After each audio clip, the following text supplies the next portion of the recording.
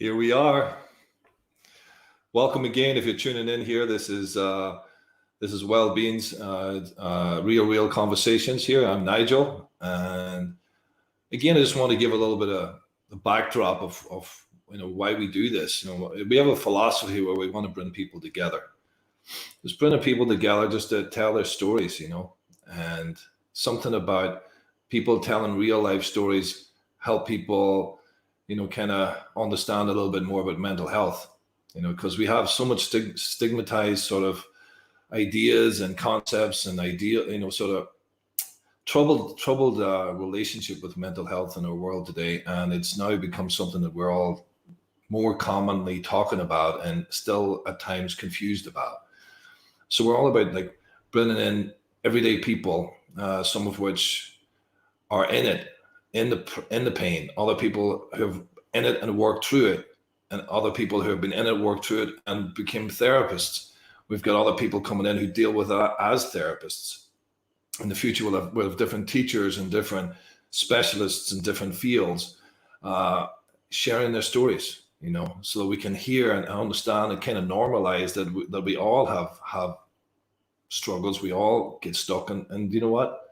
Yeah, we all need help. And today we got somebody here who's, I think you're going to want to hear his story. His name's Diarmuid Russell.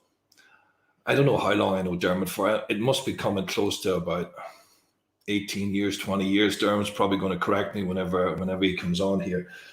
But Diarmuid's going to talk about moving through fear, anxiety, stress, and panic attacks into sort of this sort of deep-seated personal growth, surrender, and healing. So Diarmuid's a very interesting man. He shares a little bit about how he's had stress as his norm since around the age of 24. But then he headed off traveling for about 20 years, working with some of the best meditation teachers, qigong teachers, deep-seated wise men that he worked with all over Asia and around the world, gathering knowledge. And at the same time, he was struggling with his stress and his anxiety. And then he had 5 years where it was really elevated, and then he had 6 months of where it was like chronic panic attacks all the time. And Diarmuid's going to come and share his story today about how he found a way through, how he listened to his inner teacher. We all need to do that. So Diarmuid, welcome. Hi, Nigel. Thank you very much, Nigel. Thank you very much. Great to be on your show, Nigel. Great to be on your show, and yeah, I'm grateful for this opportunity. I was just talking to you earlier, Nigel, and I was just saying, wow, everything this morning went completely wrong. And in one way, it's great, because I haven't felt stress in my upper body for maybe 8 months now. And this morning, the stress came in my upper body. And right now, even, it's like, it's here. And it's the muscle. It's when you get the contractions in panic attacks. And when I was going through this really difficult stage about 4 years ago, as you said there, for 6 months, every morning, I had severe contractions, panic attacks, and hyperventilating every morning for 6 months with a bag over my mouth. Couldn't walk, couldn't function, like it was rough. Like that's only a little bit of it.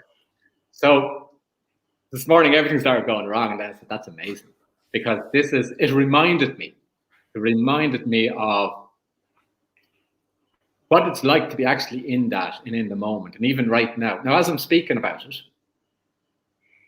and as I'm speaking honestly about it, it's actually beginning to loosen up a bit.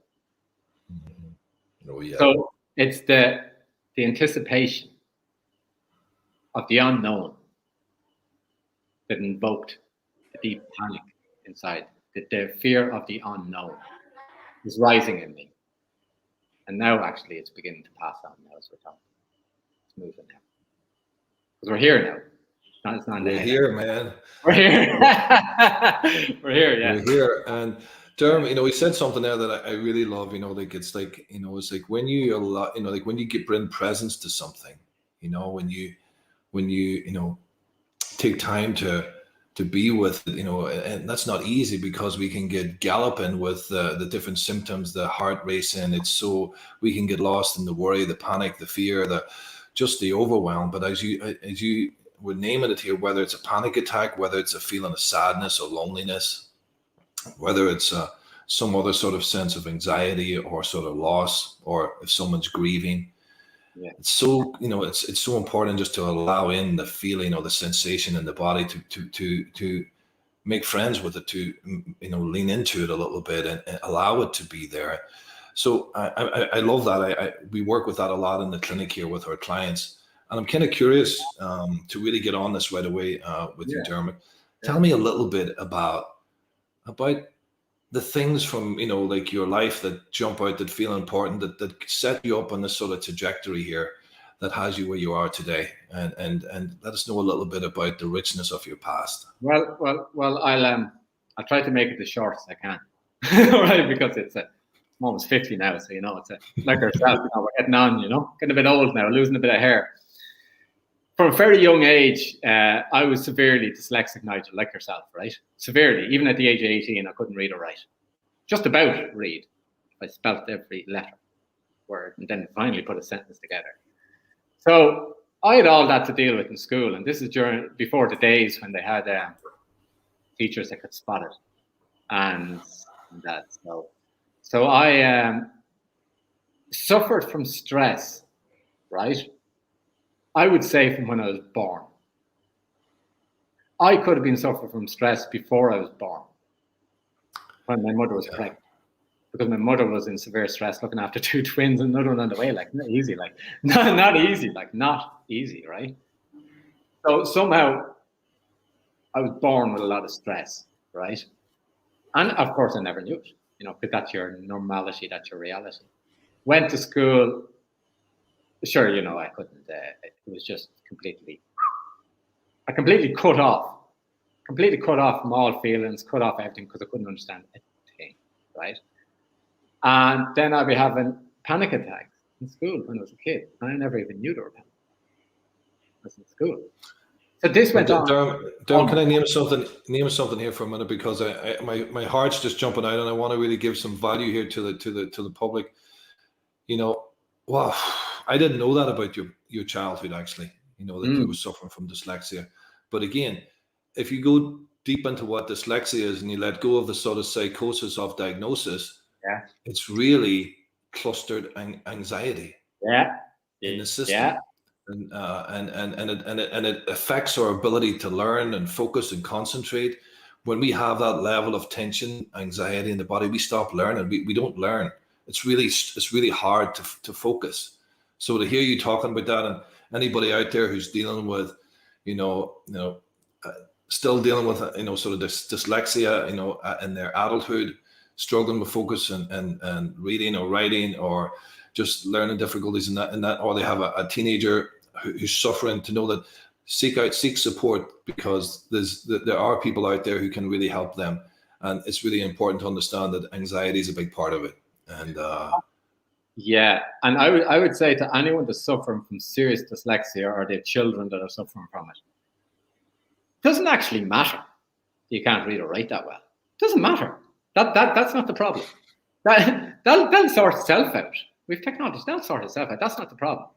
The problem is the lack of confidence, the lack of self-esteem, the lack of self-worth, the imprints you have in your mind of yourself. And it was that lack of being the worst in the class all my life, right, that gave me an unhealthy ambition to be really successful when I left school.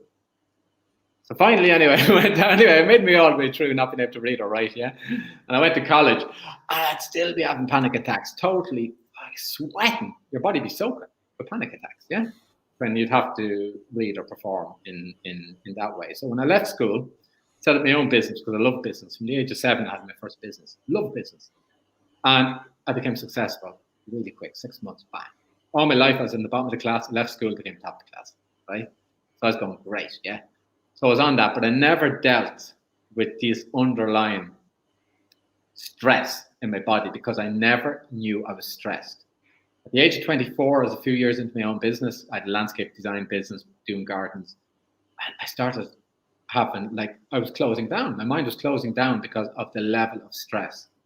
And when you're younger, you're in your 20s, maybe 30s, and you're fit and you're maybe a bit athletic and you're good, your body can take it. Here's somebody just driving in. Oh, they're gone now. It's my wife. It's okay. I'm just going to close the door here. Bear with me 1 second. Yeah. Okay. Yeah, like who out there doesn't understand, you know, or would like to understand more about this reality of when we compensate, you know, as children, when we feel less than, and instead of dealing with the inadequacies, then we reach out to need to be more than, to mask the sort of underlying anxieties and tensions and insecurities, these deficits that are hiding behind the grandiosities or the successes or the drives that drive us to be more. And a lot of the times hiding these very tender places and protecting them because we don't yet know how to deal with them, or we don't have the right supports in our life to know the road or the way or the steps to get there. So yeah, Diarmuid, hop back on again there, man. Yeah. So I remember I was driving down the N3 one day, right, in my van, landscaping van, and I just saw the mountains and everything closed in on me. And I said, there has to be something better in life than this. And I didn't know it was chronic stress. I just didn't know, right? And I headed off to California anyway for a few months in the winter, right? Because I had to just take a break, And I met some old California, and I met a Navajo Indian over there, and I was living with them for a while. And then I got introduced to a different way of thinking. They started explaining to me about energy, and I thought that cool, It wasn't in my mindset, But I got interested in different ways of thinking. And then I started learning a little bit more about myself. And I was trying to, over the years, and I tried to deal with the stress, go away every winter for 3 months, 4 months, 5 months to Asia or whatever. And I just got drawn towards the different Eastern practices, from yoga to Qigong with the Shaolin monks or the forest monks in northeast Thailand. And my first meditation teacher was about 25 years ago, was a herb doctor in Bangkok. 5 years, a beautiful, amazing, genuine, profound woman that never, ever told me what to do. She knew I had to go through it. And she knew when I was going to arrive, with no mobile phones or internet, and we weren't using that. She knew when I was going to arrive. She knew what was in my head. She knew what I had to do. She knew it all. And she said to me 20 odd years ago, if you want to know what's outside of you, I said, how do you know this? And she said, if you want to know what's outside of you, you have to know everything inside. If you know everything inside, you know everything outside. And so she started me off meditation, Nigel, and we just did the anapan, a bit of respiration. So that was my introductory into meditation at the age of 25 or so. And I remember I was traveling down to Bali then, right? It came into my mind this morning. And I was doing a little bit of meditation, not much, 20 minutes or something, And then I had this clarity and I burst out laughing, right? I burst myself laughing, right? Just laughing. And I was laughing at how serious I was taking my mind. I had 2 seconds of seeing it. I was going, wow, that's amazing. So as you begin the path of whatever practice it is, you have these little moments of actually just seeing and seeing the mind, not trying to control the mind or calm the mind or that. Just see it. You see it for 1 or 2 seconds, you go, look at it. It's mad. The mind is mad, right? And it is mad, right? Okay? And if you see it, it's not so bad. It's okay. Once you see it, you let go. See it, you let go. And you only see it only a couple of seconds, you let go. So then I went on my path anyway, and I was doing this, for years and different teachers. And I fast forward a lot now, right? And then I met my wife just over 10 years ago, and we set up a superfood brand business, and that was all going great. But we were going through hard times after the financial crash. I had no money. We had no money, right? We had no money. We were broke, Nigel, right? Setting up a new business in 2009 in the middle of a recession. We had a child, and we had 4 or 5 years of hardness, not sleeping for 2 years, right? Just hardness, right? Surviving on coffee. And eventually, and I wasn't practicing my practices for several years. So I had to build up a build up of emotion in my body, which I'd never dealt with. Deep, deep, deep rooted fear, anxiety, and anger, and sadness, and all that. Yeah. And then we had a huge deal on in Scandinavia, multi-million euro deal, and massive solicitors' bills, very massive pressure was going on, negotiations for 3-4 months, and it was so tense. And once we signed that contract, that 120-page contract, right, I collapsed. Fucking collapsed, man. You know, huge pressure.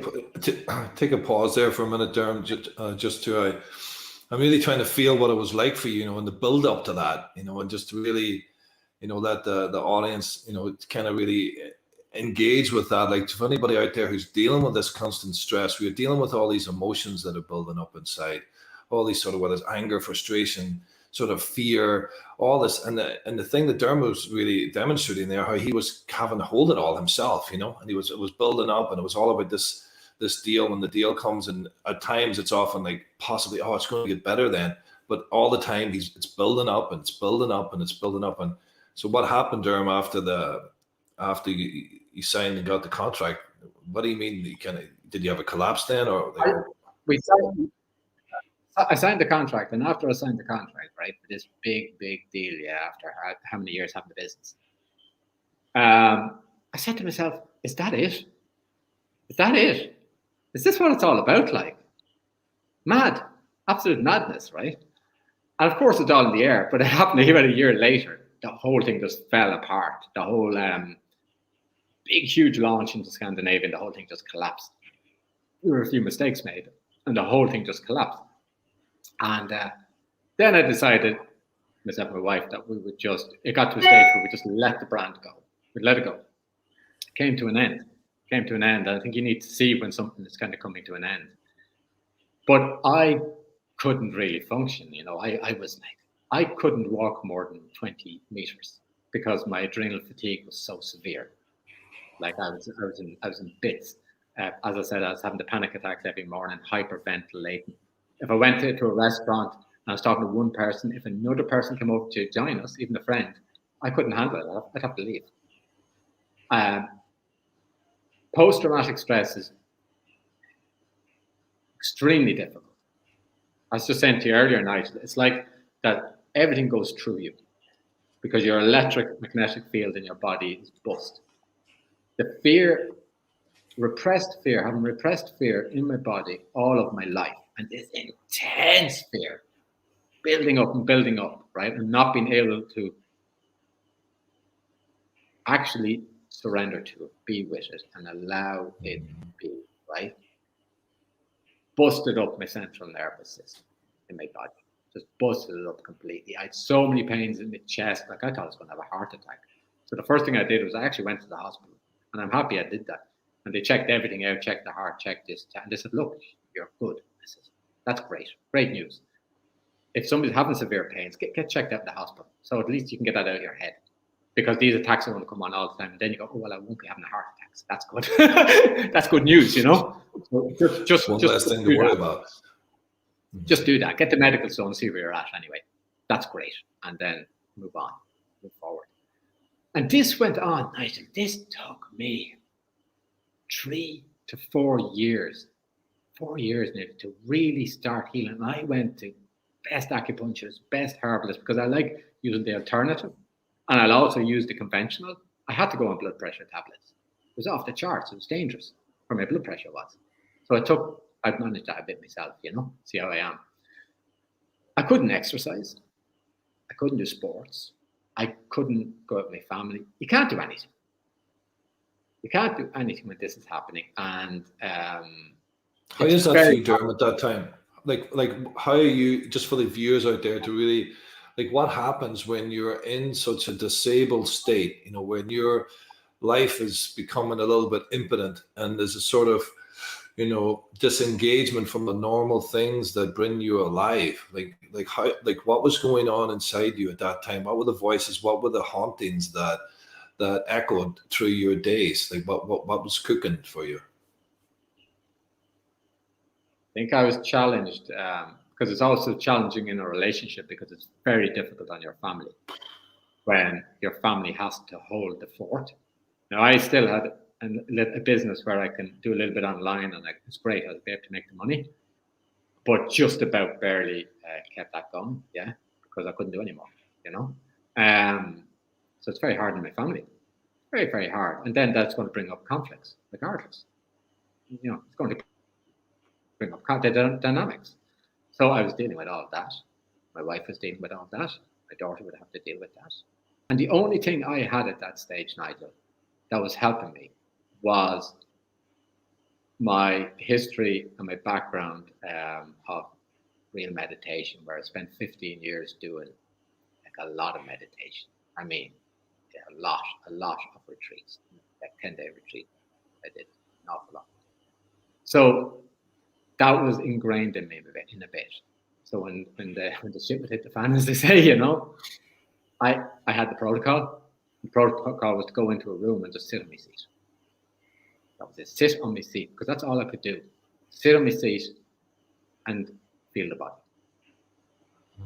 Feel the respiration, and then go in and feel the body and do your best. Just do your best. And don't try to control it. You know? With the post-traumatic stress, it's not just the panic attack. Okay, you have a panic attack that will come and the panic attack will go. And panic attacks are they're severe.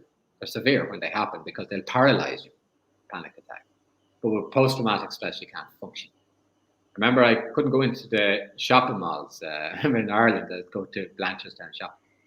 I couldn't go into a shopping mall because every piece of sound, noise, frequencies, lights, everything is going through your body. You've got no protective electrical field working around your body anymore.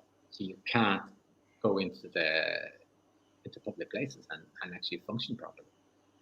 And I didn't know that. I didn't know that for a long time afterwards. And I had to discover all this kind of myself, Nigel, over time, you know. And I'll tell you a story, right? Of I had a bad panic attack. So maybe some of the listeners might resonate with this. This is about 2.5, 3 years ago. And we were, so you'd have times you're okay, and then you have times you're really bad. Times you're kind of okay, and then you're really bad. So we were going to Spain, right? For the first time, right? We were going to Spain. A few days off, got a camper van, never had a camper van before.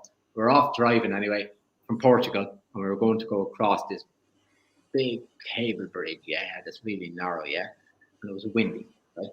It was windy. And before, right? Okay. And an hour beforehand, sorry, something just popped up on my screen there, and I'm going to knock it off there. I don't know what happened there.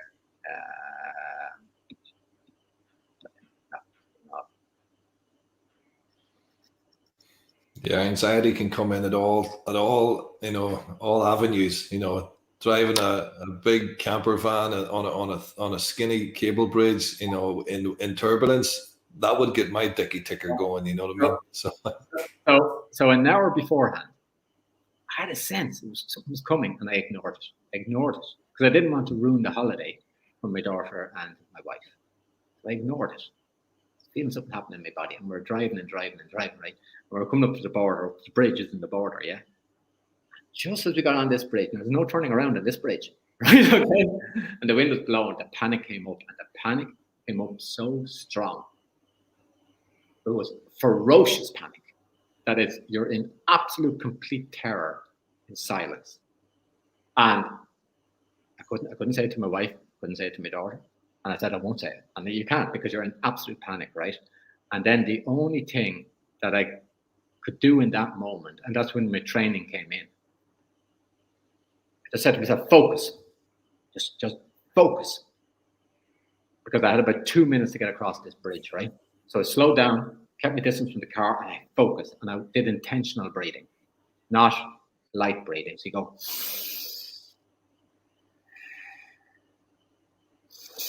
stronger breathing, because when the panic kicks off, the mind goes like, wow, the mind's gone. You won't control it. But if you do intentional breathing, that's stronger breathing, you can hold it. And I held it for a few minutes. We got over to the other side, and I managed to pull over somewhere, and then I was just like a fucking spasm, you know. And for 3 days, we were there in a camping site. I couldn't do anything. I couldn't do anything. I couldn't go out. I couldn't do anything. And then I sedated myself on medication to get home, to get right across the bridge. And it took about 3 weeks for the body to recalibrate after that. Right. Wow. Yeah. So that's the kind of thing people have to deal with. Yeah, so let's come back to that term, just intentional deep breathing to really center yourself and focus. Really, maybe I think it would be just for a few minutes, just to do a few of those breaths, Derm, just to really help any listener out there who deals with anxiety. You don't actually have to have panic attacks. Most people have an interview with anxiety at some stage in their life. Just to have a moment here with us, just to maybe the listeners could join in on this as well, and just let's have a little experiential. If that feels okay for you, just to make it a little bit more engaged here, because this is your skill, man. It's a beautiful talent you have. I think it's a matter of what's really, really practical and really, really simple. And there's many, many different techniques out there. But the key for me, I found, was to recognize presence. Okay, the presence is already, it's there all the time, 24 hours, never goes away. But we're in the mind all the time. The mind is in the mind all the time. It has its own phenomena, its own behavior patterns, habits, and everything. So we believe that's us. Yeah. When we do a bit of breathing, there's many ways, but you have that, and you only need 1 or 2 seconds. This isn't about meditating for 5 minutes or an hour or 2 hours, because that doesn't happen. Even when you're meditating, you get a few seconds. Spend a few seconds. So we could try something here, right? And I'm going to talk you a little bit through this, right? So we start off with we're going to do breathing, right? But we're going to breathe in for, say, 6 seconds, okay? So you breathe in, 1, 2, 3, 4, 5, 6. Now you breathe out for 6. You breathe in.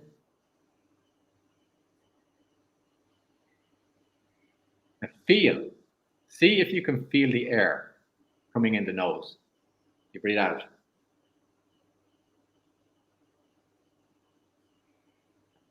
You breathe in. And this is way more intentional. You breathe out. You can feel the air even here. Breathe in. And this just allows us to become present.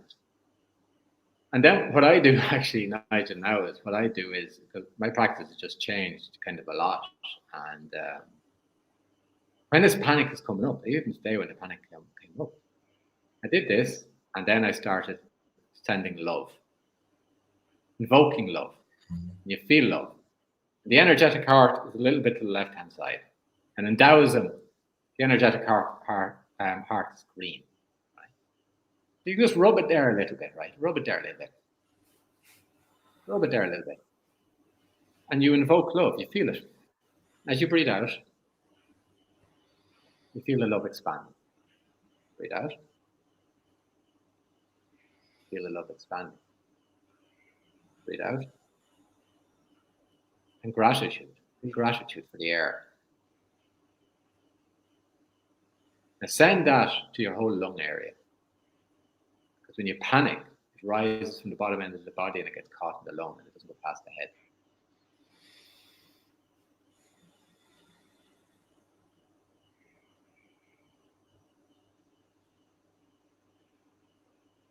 As you breathe out, you feel that warmth expanding. And already there's a silence. We're in the body now. We're in the heart now.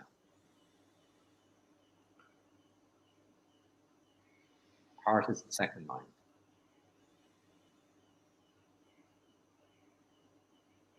And then we can send that love to anywhere in our body. So that's just a very, very, very simple technique.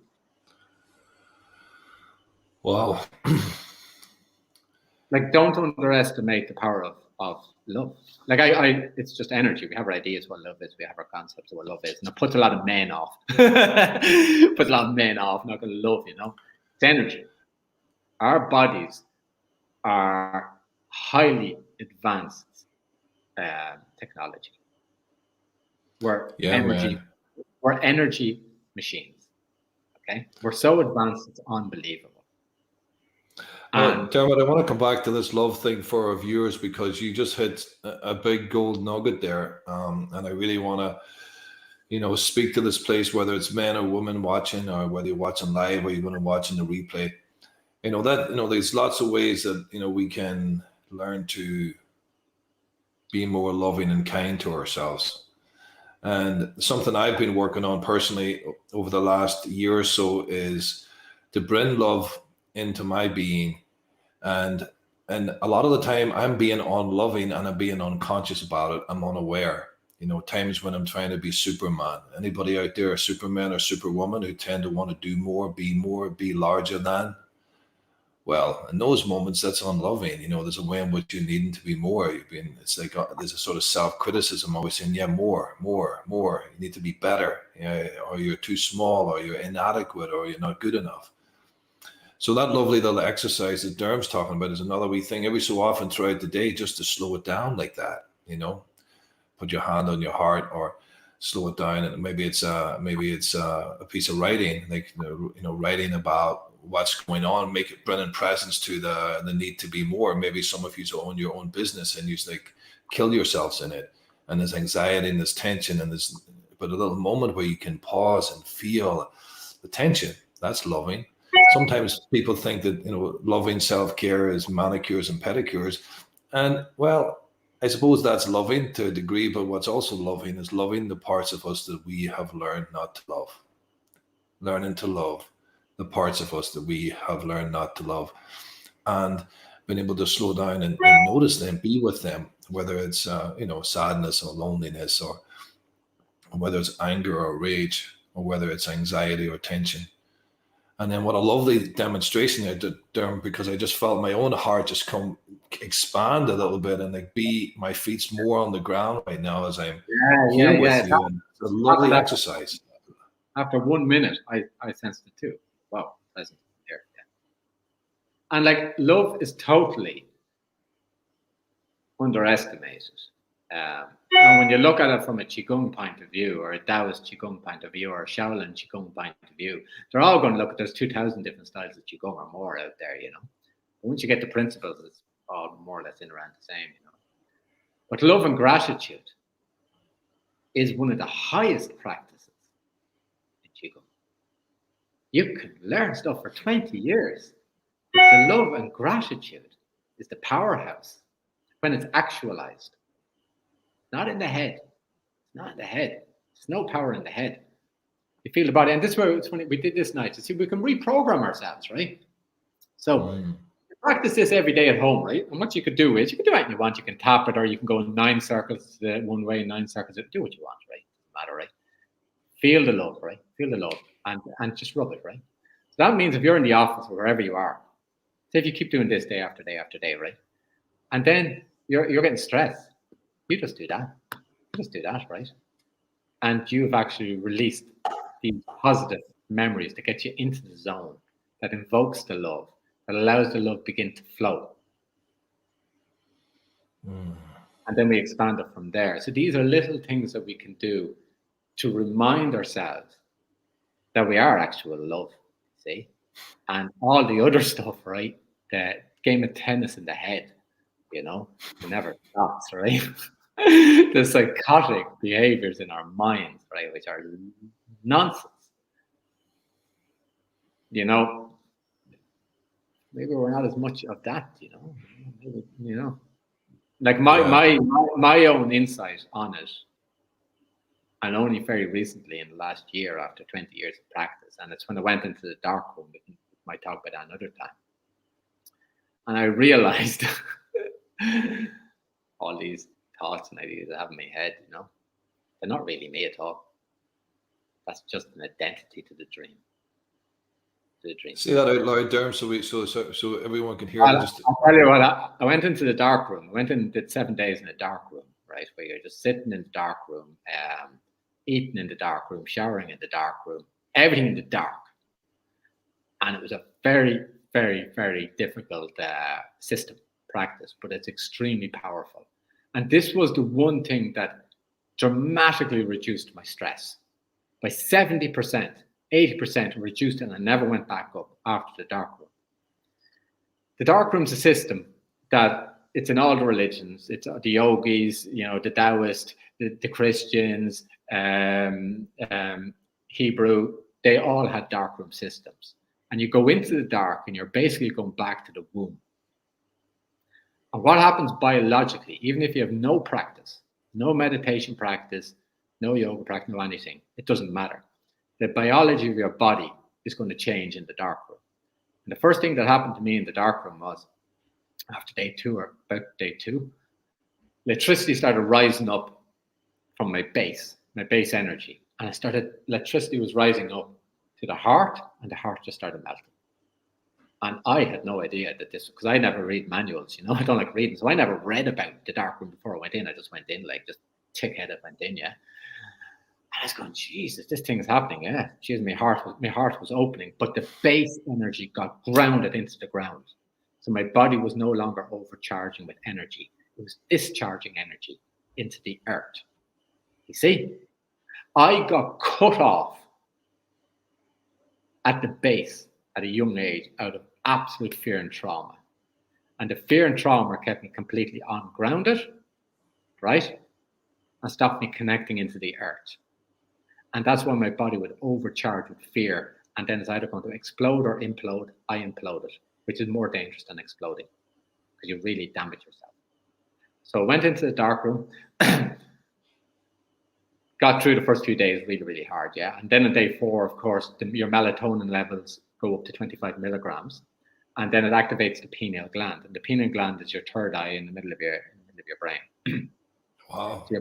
So your base energy at your perineum, it's rising up from the perineum, and the sexual energy, which is just beautiful electricity, basically. Sexual energy is just beautiful electricity of life. It has nothing to do with what we think sexual energy is. It's a life force. It's a God-given life force for us to do things on this earth. That's what sexual energy came clear to me in this experience. Then the pineal gland opens up, and I was there on day 4, and the old pineal gland was opening up, Nigel, yeah. Day 4, day 5, and I was going mental in the dark room, right? I was going mental because I was awake for 18 hours at least, right? And you're not too sure which is day or night, and you don't know what's really going on. And it's hard. It's not like you're in a monastery, it's grand, or you're in a meditation course, it's okay, you can distract yourself. In the dark, you can't distract yourself. Even if you're getting a cup of tea in the dark, you're not really distracting yourself in the dark. So when the fear's coming up and the shit's hitting the fan, you and the darkness, and that's it. So this is intense. You don't even have 5 minutes to distract yourself. You got to go through it, yeah? So I was going mental in the head, right? And all my practices wouldn't even allow my mind calm down a little bit, right? So I said, man, I didn't like dancing, yeah? But my base got connected. And I said, right, I'm going to have a dance, right? I'm going to have a dance in the dark room, right? And I had no music, of course. So I had to make my own music inside my body. But you're getting very sensitive at this stage. And I was feeling the music, feeling the rhythm. And it was like a full-on going trance party happening in that dark room, me in the darkness. and of course, the DMT was activated, right? Which was beautiful, yeah. So you experience different, how can I say it in a very grounded way? You can call them visions, you can call them hallucinations, you can call them whatever you want to call them, but they're there, right? Different dimensions of reality. Whatever you want to call it, you can call it. People make up their own mind on that. And after I'd had the wild dance for a half an hour, right? I sat on my seat. Everything was silent, right? Everything was silent. I was sitting there, right? I was going, wow. I was looking at all these dimensions of reality. Here. Like it's all dimensional, yeah? Where our reality, our perception of reality is we're born, we're somewhere in the middle, and we'll probably die, right? Somewhere along that. It's very linear, right? When you're in the dark room and when the pineal gland gets activated and you begin to witness, you begin to watch. You also have to remember, there's always a watcher, right? You're just watching this, right? I was going, wow, that's a dream state. Oh, that's a dream state. Oh, that's a dream state. So I was watching all these hallucinations or visions or whatever. And then I saw my life. And I go, oh, that's a dream state. Bang. Had a realization that my life's a dream state. I saw it. Just for a couple of seconds. And then, of course, I'm back in the dream state again. But when you see it, it doesn't change then because you see it. That's a dream state. And that was really, really, really helpful for me. Because whenever the game of tennis starts in my head, right, I go, that's not me. And you know what happens? The game of tennis goes away. And that's something that just happened to me, and I use this now. Whenever the craziness starts in your head, just say, that's not me. That's not me. And watch what starts happening with this game of tennis in your head. Right? It's always going over and back. And you disassociate basically with all these images and audio. Because we have the visual part of the mind, we've got the audio part of the mind, right? And then we have the experiential part of the mind, which is our body and our feelings and everything, right? Okay? These are the four major parts of the mind. But there's the fourth part of the mind, right? And that's the part of the mind that watches. And that part of the mind never changes. It's always there. Daytime, nighttime, it's always watching. Always watching. And if we can just recognize this, because it's always there, that presence is always there. We don't have to get presence, it's just there. And if we can remember this presence for 1 or 2 seconds, be curious of the feeling, just curiosity. Have my arm up, right? I'm going to hold my arm up, right? Hold my arm up. Now, what's happening? Well, I'm curious of a tingling feeling here. That's awareness. I feel a little bit of heaviness here. That's awareness. It's as simple as that. Just become curious of the feeling for 1 or 2 seconds. And that curiosity reminds you of the presence, the fourth part of the mind, presence of what you are that never changes. Okay? Presence. And that presence allows the habitual pattern of the mind, of the anger, the fear, the sadness, this habitual pattern that just goes automatically. That awareness, that recognition of your own awareness breaks it. If you get 2 seconds, it will break it. Another 2 seconds, it will break it. Another 2 seconds, it will break it. And then the emotional body begins to unfold, and the emotional body only wants to do one thing, Nigel. The emotional body only wants to express itself outwards. Because we're electricity. It's electricity. We're blocking the electricity off here because we're in the headspace. We learned it at school. Everything here, remember everything, know everything, remember everything, know everything. We're never going into the heart space. And in Taoism, they'll say you have a mind here, you have a mind here, and then of course you have your mind here, your Dantian, 3 minds. But we're only ever in this one, and that's why we have so many emotional problems, because we don't give any attention. We never give a present, a gift to our heart. We never give a gift to our intestines, to our organs.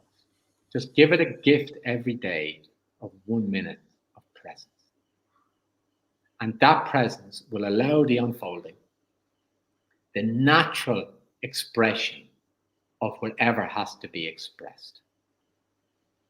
And from that place, peace will arise, happiness will arise, calmness will arise. We don't have to get any of these things. They just arise from there. So in the dark room, a lot of this came very clear to me. And the dark room is a seriously difficult process, but the most powerful process I have ever done in my life. But you need to feel the calling for it. Someone should never be encouraged to go into a dark room, or should never be sold to anybody. Because if you're feeling a natural pull, okay, maybe that's for you, but you need guidance going through there. It's very difficult. And there's exercises you can do and there's systems you can do, which I learned afterwards actually that helps you. So that's, Oh.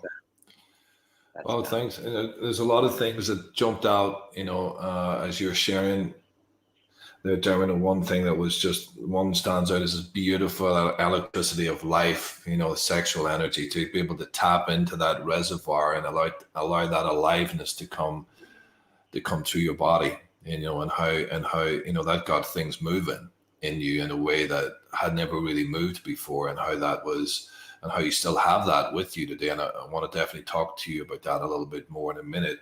And then this other word you use, which is curiosity, the sense of curiosity of what's going on in the body, and to really be curious about that. And then also given presence, given time, given attention to these different parts of your body, and welcome, and how that creates different states of being, whether it's calmness or whether it's peacefulness. And maybe sometimes there could be some disturbance also there of some other emotional energy that needs to be, sort of lived. So I'm curious about, so you were dealing with these very chronic sort of panic attacks and struggling with life. And then you stepped into this dark room, and you met yourself in ways that were new, that the 20 years previous, with all the meditation and all the teachings and stuff, you met something brand new to you, or maybe all of those things came together with a new distillation on some level. 20 years. Sorry, Nigel.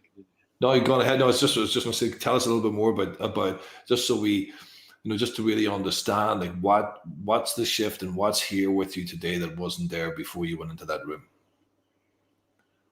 Well, I think the 20 years, right, of being in the monasteries and the Shaolin monks pelting me with sticks and running up and down mountains, and a lot of silent retreats, which were amazing, gave me resilience, right? The start, right?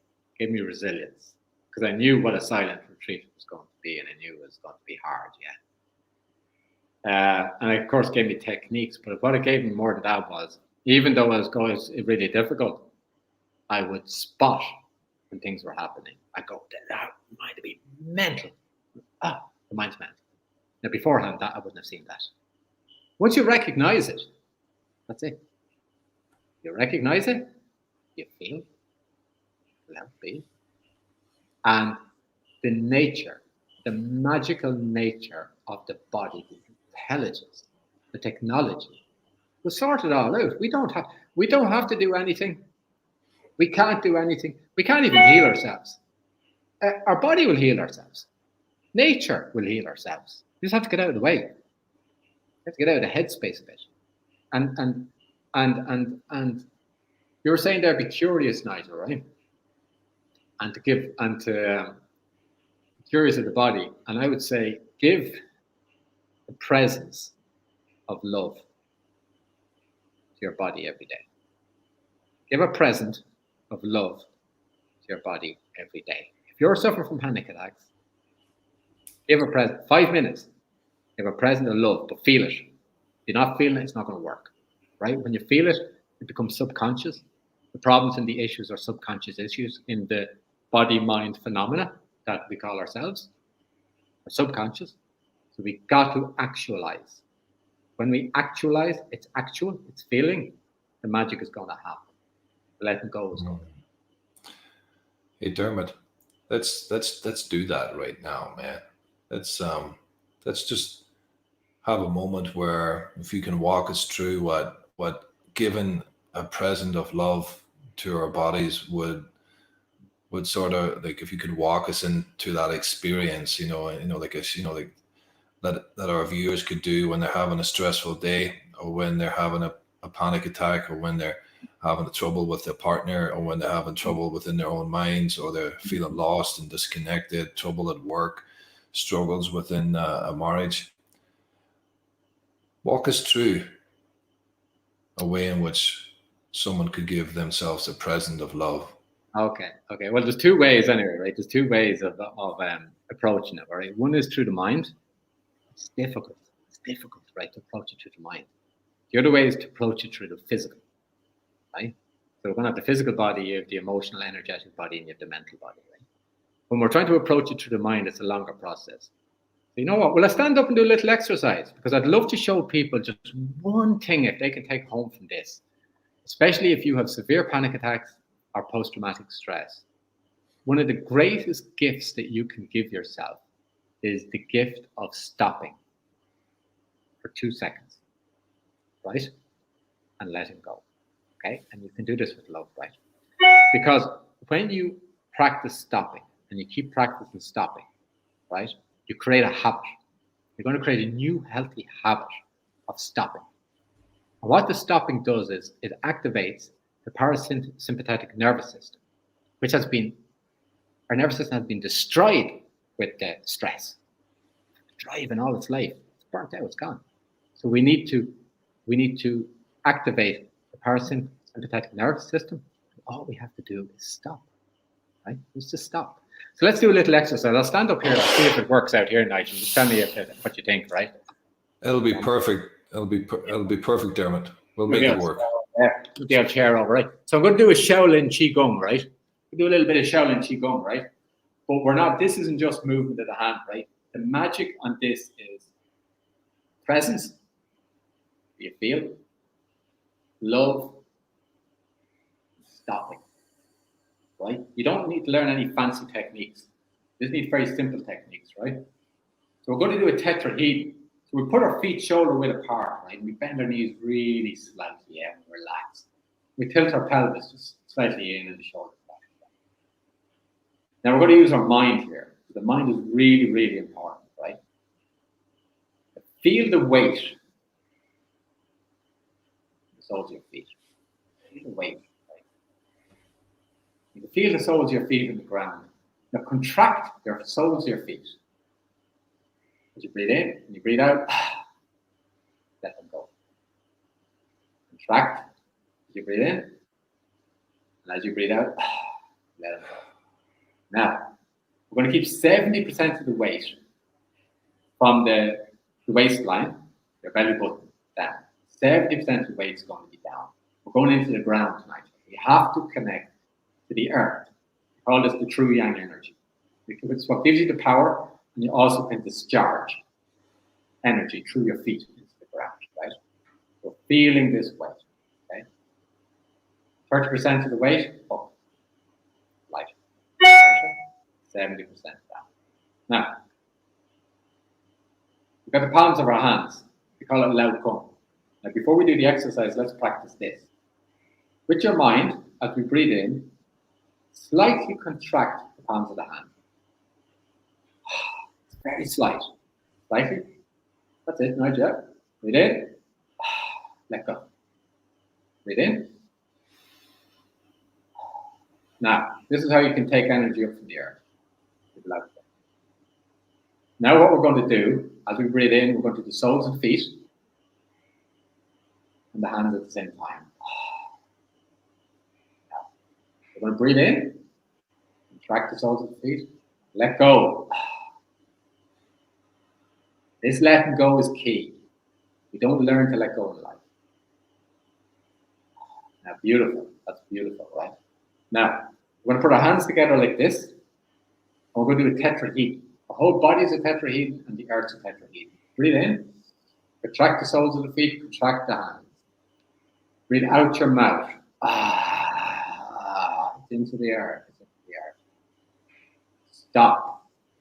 1, 2. Now, that stopping is the most important part of that exercise. Let's just do a few more. Breathe in. Out your mouth. Now, when you breathe out your mouth, your whole system lets go.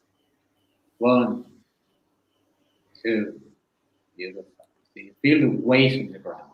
Breathe in. Contract the soles of your feet. Let go of the soles of your feet. You feel the gravity. You're going into the ground. Now, one more. This will also create an energetic field around the body. And if you have post-traumatic stress, it's can be a lifesaver. Won't solve your problems. We'll do one more, right? But it's a tool that really helps.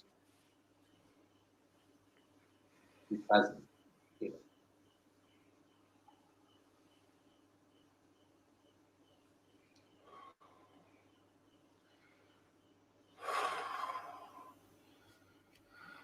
Now, when you're doing that exercise or any of the exercises, anything at all, it doesn't matter what you're doing, right?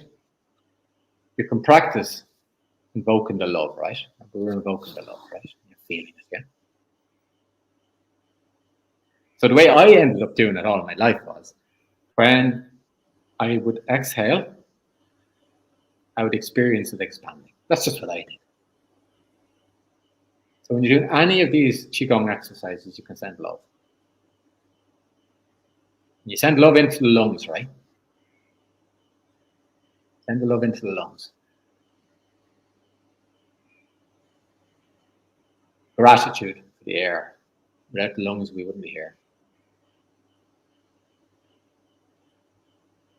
And then on the right-hand side of our body, we have our liver, which can be the angry liver at times, which can cause high blood pressure, which can cause chronic pains in the chest. We just rub the liver, right?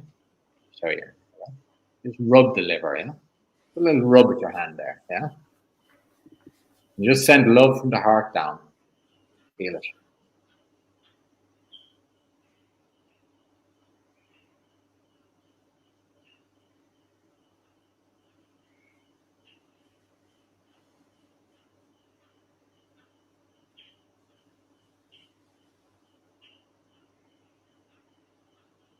We put our hands on our back.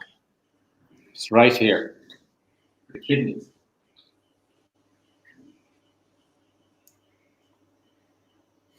Send love.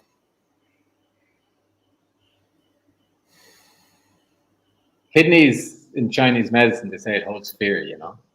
And it probably does. I know, but fear is also held in lots of other parts of the body, yeah. They may originate there, so it's said. I'm not too sure, but they say that kidneys are fear. Send love in.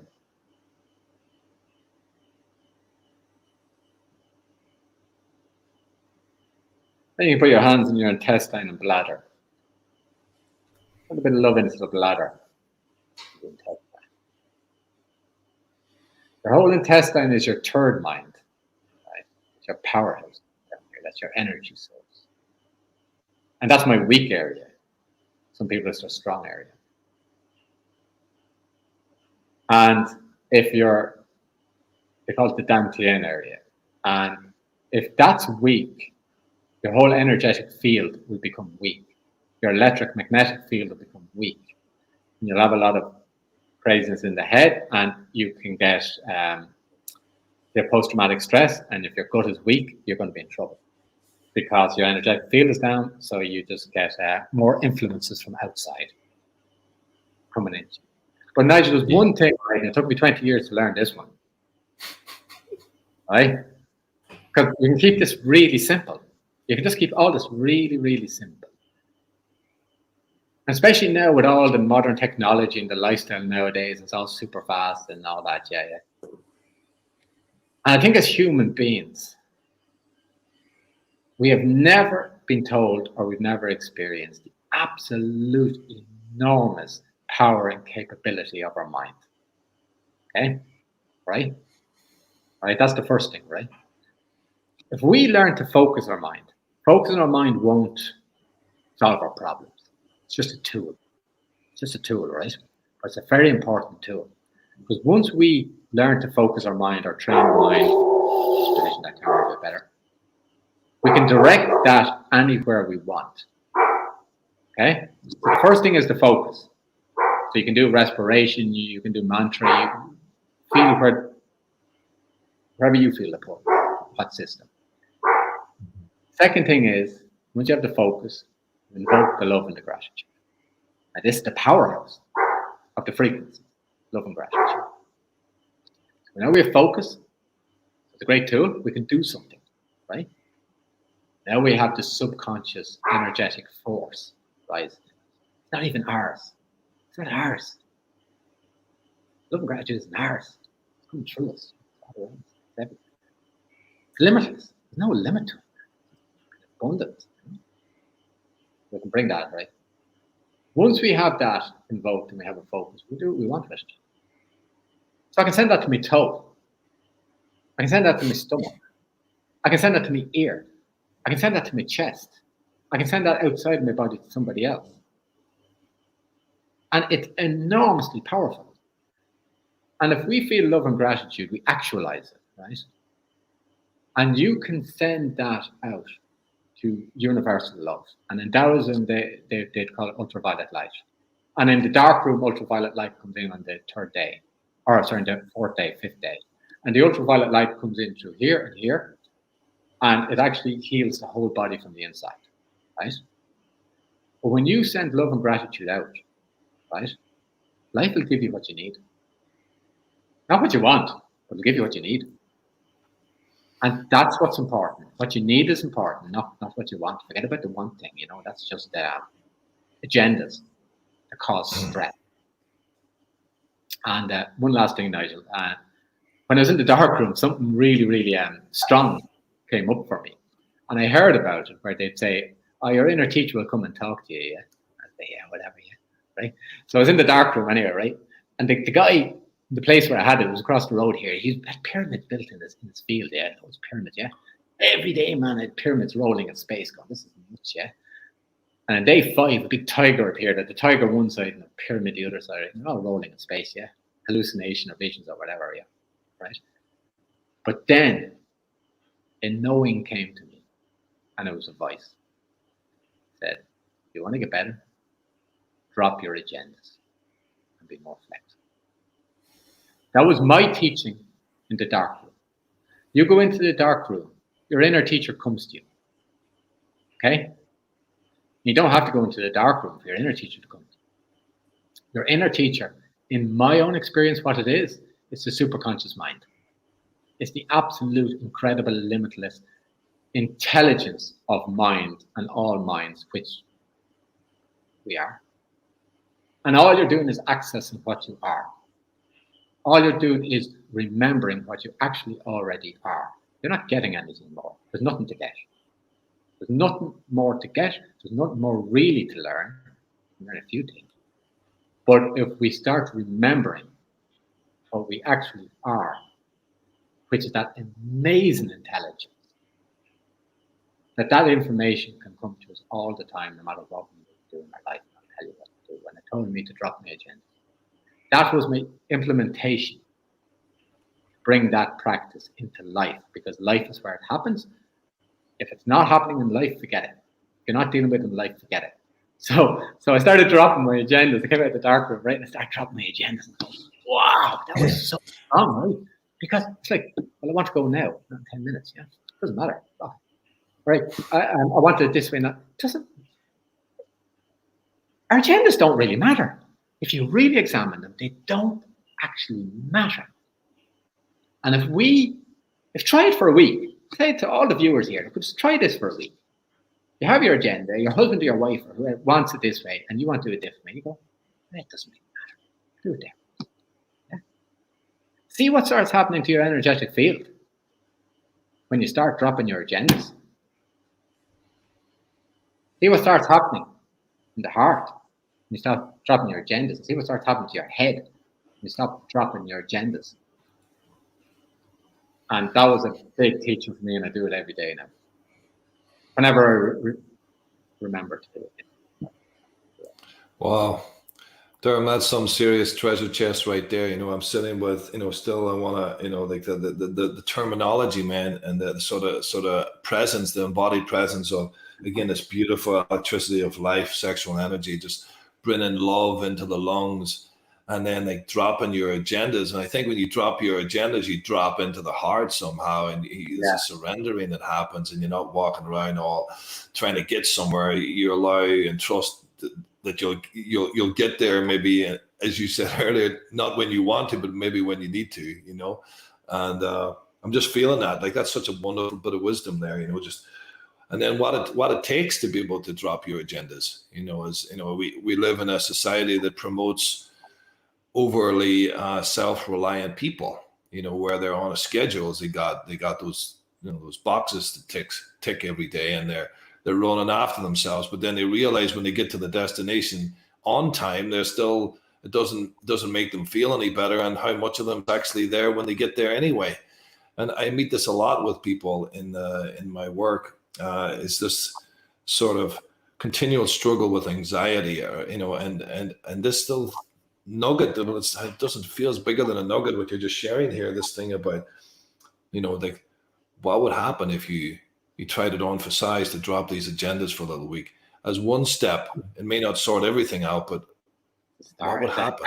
I'm feeling into what would happen to the heart if you how much access you would have to the heart because you'd be slowing down. It stops the multiplication in the mind and in the body of anxieties, anger, whatever. It stops the multiplication. You just drop it. You actually just go, it doesn't matter. Because it's the habit, the habitual pattern that we've built up all of our life is running the show. For every human being, it's the habits. We have healthy habits, unhealthy habits, probably way more unhealthy habits than healthy habits. And it's not even what we do. It's not even what we're doing is the problem. It's the volition or the motivation force behind what we're actually doing. That's the problem. So ask yourself, what I'm doing now or how I'm working, what's the energy behind that? It doesn't matter what you're doing. Forget that. What's the energy? Is the energy fear and anxiety? Or is the energy love? Gratitude? Now, this is hard. I struggle with this, right? Love and gratitude is the way to reduce stress completely out of your life when you're working. By God, that's tough, man. Jesus. And it's tough because our habits won't allow us to do it. They're slapping us. They don't want this. When we invoke love and gratitude, we're present. Our habits don't want presence because then they start to disintegrate. They evaporate slowly. Once you bring presence into the picture, you're going to have, like, what do they call it? When the MMA, isn't it? Yeah, they're all in there fighting. Yeah. When you bring presence into the picture, our habits go nuts. Reactions. To be fighting to stay alive. We just surrender with love. Surrender with love. Feel it a few seconds. And then this phenomena of energy, of emotion, just weakens, it just dissipates. There's nothing personal about it. Just dissipates. It's only energy. We don't need to be afraid of it. It's only energy and emotion. And we're stopping it from being in motion. And that's where the problem is. We should embrace the movement of the energy, of the emotion. Yeah. And what I do now is I begin to love my anger. I try to. And once you even get a few seconds of loving it, you stop resisting it. The movement happens. And when the movement happens, the problems start getting resolved themselves by themselves in the phenomena of the mind-body phenomena. Well, Diarmuid, I think we're just going to be winding down shortly, and I'm just like I'm sitting with all these pieces in my own heart right now, just trying to really try them on for size, and just really want to recap to the viewer here, just the sort of the pearls here, the pearls of wisdom.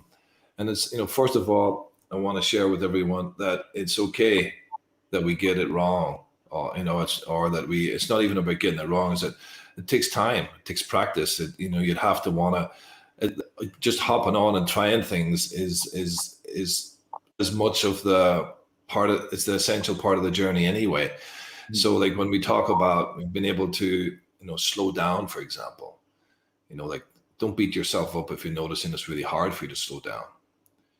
Because it is. We're all kind of running, and it takes time. It just takes effort, and the more you share with people about your struggles, and maybe you could have a friend who could check in on you and say, hey, did you slow down today? Did you take that 10 minutes in the morning, or 5 minutes at lunch? Or you don't have to, like, you start off small, and it doesn't have to be a huge thing, whatever it is. So it's 1 minute a day. 1 minute. okay. That's enough. So yeah. And even if you forget about the 1 minute, then don't beat yourself up that much. We'll try again the next day. Just try again. And if you forget about the 1 minute, when you remember you forgot about it, I just do it now. I love that. Yeah, but bring a bit of humor in sometimes as well. And what I find is really, really important, as I see within the clients that over the years is, it's like the smallest of little steps. Sometimes the smallest of little steps towards the self, towards the self-love, towards the slowing down, towards the stillness, towards the accompaniment, with themselves or with another person. You get there. It's like it takes time. There's there is no rush, really. Let's not get lost in trying to get somewhere. Let's just take a little step and see where we go. And then we'll see the next step. And as Diarmuid says, if that's a minute, let that be a minute. And if you enjoy the minute, then it could become 2 minutes.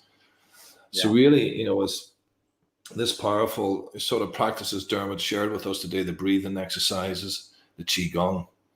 For anybody out there who's suffering with panic attacks or severe anxiety, do reach out to professionals, and there'll be contact details here for Diarmuid in the link. And it's really important to, don't be alone with this. The thing here is that, and I'll keep, this is a sort of an ethos of what we're all about here, is that we can't do this thing called life by ourselves. And if we think we can, then, the trouble's not far away. And it's really important, I think, to reach out in whatever capacity, whether it's to a friend, a professional, or take time to reach in and lean into the parts of our bodies that Diarmuid was talking about. Make peace with uncertainty, sit with the movement of the feeling, be with it, and try to, do what you can to, make that a priority as you graduate through your life. So Diarmuid, just before we finish up here, I would love to ask you just one more time, just to share something to the viewer, something you'd like to share to the viewer in the world today. What do you think could be something that they would need to hear? Well, that would be helpful for them. I think the most important thing, Nigel, is that does anyone watching this that's really suffering from severe panic attacks, severe post-traumatic stress, or they're on the ground, they're just finished off, they're just beaten up to bits with this, no matter how bad this is, right? The first thing is, you can absolutely cure this. And I know you can cure this, no matter how bad this is, because I was rough. I was real, extremely bad, right, on this. From a physical point of view, it had knocked me sideways, backwards. It was hard. The first thing is you can cure it, right? And the second thing is, it's very important to get support with your family, support network, communicate with your family, to build that support network. If you have a family, with your family. If you're by yourself, maybe some friends or whatever, but you need that support. You need to communicate with them. This is exactly what I'm going through, and then this is how I'm going to try to deal with it. Right? Let them know how you're going to deal with it. The third thing is you put a protocol in place. Right? But when a panic attack kicks in, or when post-traumatic stress kicks in, right? What are you going to do? You need to know that now, because don't go trying to decide that when a panic attack or post-traumatic stress kicks in. You won't be able to do it, right? So you need to know exactly what you're going to do. And my protocol was very simple, that I would go to a dark room, semi-dark room, and I would sit there. And I'd try my best to feel in my body, and I'd be kind to myself, and I could sit there for a day or two, on and off. But that's the only way that I could deal with this post-traumatic stress. To stop, the sense doors were bombarded. The eyes, the ears, the skin, everything. So I had to stop stimulus from coming in because I couldn't take it. I couldn't digest the stimulus. So a darkened room, cups of tea, eat nice food, treat yourself well, nothing harsh, don't be going fast, don't be trying to eat well, never get yourself into the ground. Sleep if you want, meditate if you want, but try to connect into the body. So have a protocol. And that's something you can work on, and that's something that will be different for everybody. So you know your protocol. And then when it happens, you can go straight to your place, to your protocol, and you don't have to be feeling guilty or worried that, oh God, my family and this and that. No, that's all work. That's all sorted out. And you could just get on with trying your best to recognize presence and to love the panic and love the fucked up state, basically. Yeah. Okay.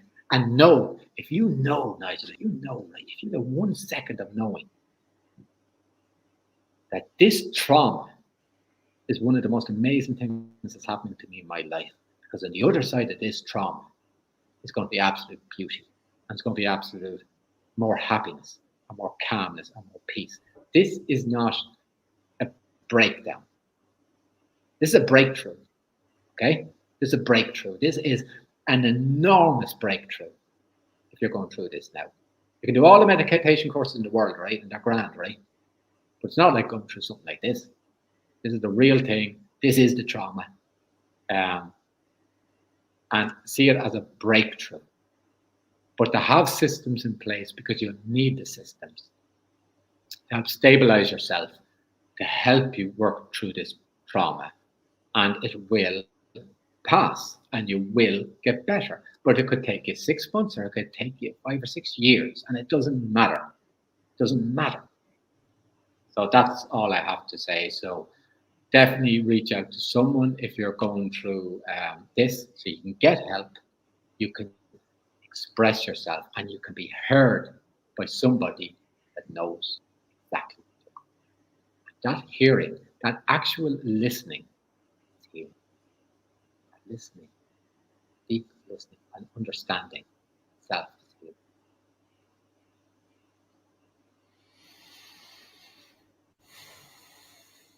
Thank you, Diarmuid. Thank you, Nigel. Yeah, it's been a long road, but it's really wonderful to be able to share this now with people. And I started back teaching now. and it's fantastic. I'm back teaching. And I'll tell you something very quickly, Nigel, and I'll tell you why this happened to me. The reason that all this happened to me was because I wasn't doing what I was meant to be doing in my life. Yeah. My soul had a purpose, and I didn't do it out of fear, right? I didn't do it out of lack of self-confidence. I was meant to be teaching 10 years ago, and I didn't. My life was battering me until I was on the ground so much that I had to ask the question. And I asked 2 questions, and I couldn't go any further. First question was, why did this happen? Second question was, how do I heal this? And I got the answer. And that was the inner teacher. Came right down to my whole body.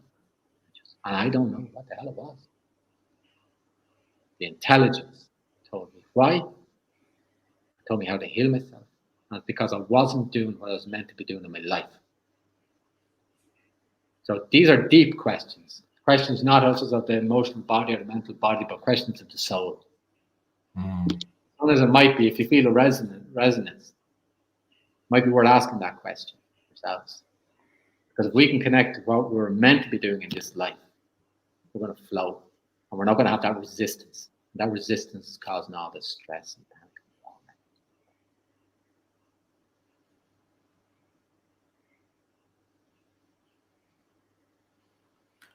Just allowing a little bit of stillness for that to slowly echo maybe into the hearts of the viewers. What happens when we're not in alignment? How our bodies get sick, or we get stressed, or we have mental problems.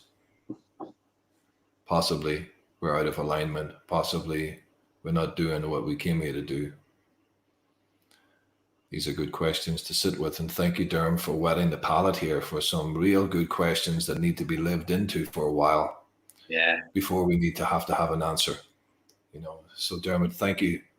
We're going to have you back again here, man, because we need this. We need this heart, man. We need you in here as we're evolving into this community of people sharing and sort of opening and helping people take a look through a window that they may never have looked through before. And thank you for opening up yours, letting us see into your heart and helping direct us to our own hearts today.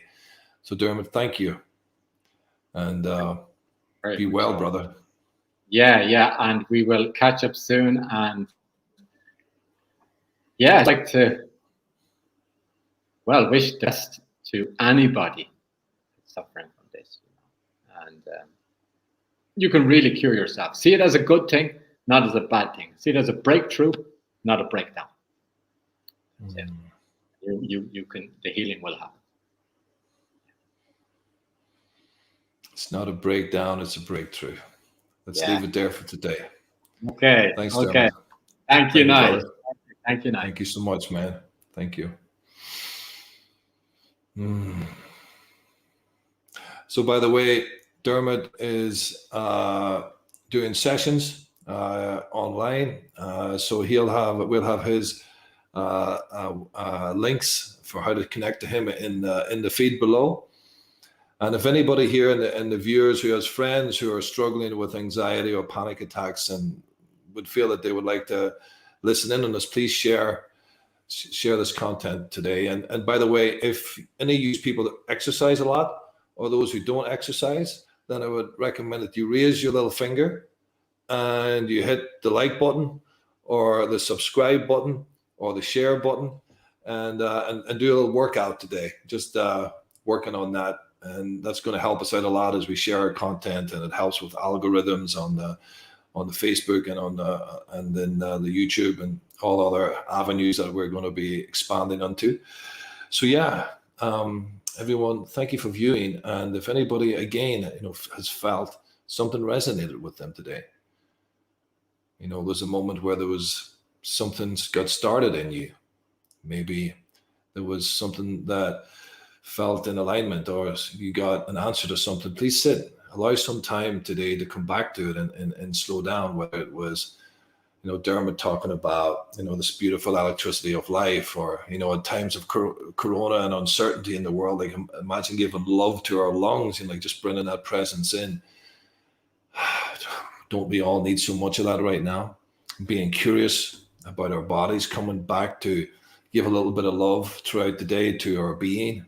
How important that is, how such a simple thing that is, and what would we like to just try it on to see how we're impacted by it. I would all, these are the little invitations for a deepening to take some of this into your world for those who feel called to do so.